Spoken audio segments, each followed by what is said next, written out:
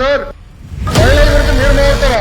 ఇక మా అమ్మని అవమానించినప్పుడు మీరు ఏం చేశారు సార్? కానీ ఇలాంటి పరుష పదాలు మహిళా సభ్యుల మీద అలాంటి పరుష పదాలని వాడటం అనేది సమంజసం కాదు. అది సభా సంప్రదాయం కాదు, అది సభా సంప్రదాయం కాదు. మీరు మంత్రిగా ఉన్నప్పుడు శాసనసభ సాక్షిగా మా అమ్మని అవమానించినప్పుడు మీరు ఏం చేశారు సార్? మా తల్లిని అవమానించినప్పుడు ఏం చేశారు? ఏం చేశారు అంటున్నా? మీరు మారుతారా? మహిళల గురించి మీరు మారుతారా? నేను కళ్యాణి గౌరవం అన్నాను.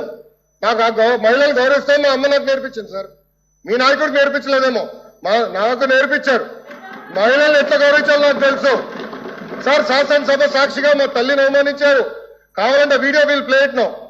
ఆడియో ఉంది దాంట్లో క్లియర్ గా. ఒక తల్లి ఆవేదన బాధ నాకు తెలుసు సార్. నేను చూసా. 3 నెలలు పట్టింది మా తల్లి రికవర్ అయ్యేదానికి. You please don't lecture me on respecting women. నేను కళ్యాణి గారు అన్నాను, కానీ రికార్డులు లేని మేడం గారు అన్నా. ఏకవచ్చంతో ఏనాడు నేను మాట్లాడలేదు సార్. నాకు చిత్తశుద్ధి ఉంది సార్. వినండి సార్, మీకు ఓపిక లేకపోతే బయటకు వెళ్ళండి. I know problem. Please listen. మీ తల్లిని అవమానిస్తే మీరు ఇట్లా మారుతారా? మీ భార్యను అవమానిస్తే మీరు ఇట్లనే మారుతారా? మీరు మాకు లెక్చర్లు ఇస్తారా? నేను మేడం గారు అన్నాను, కళ్యాణి గారు అన్నాను. సార్ ఏమన్నారు? మేడం గారిని అన్నాను. నేను మేడం గారిని ఏనాడు అనలేదు. మహిళలంటే నాకు గౌరవం సార్. ఆయన పార్లమెంట్ రెస్పెక్ట్ ఉంది. అరే మీకేం తెలుసా? అట్లా మారుతా లూజ్గా ఏం మారుతున్నారో తెలుసా మీకు? ఒక తల్లిని అవమానిస్తే ఎంత బాధపడుతుందో మీకు తెలుసా? నేను చూశాను 3 నెలలు 100 రోజుల బాధ నేను చూశాను. మీరు చూసారా?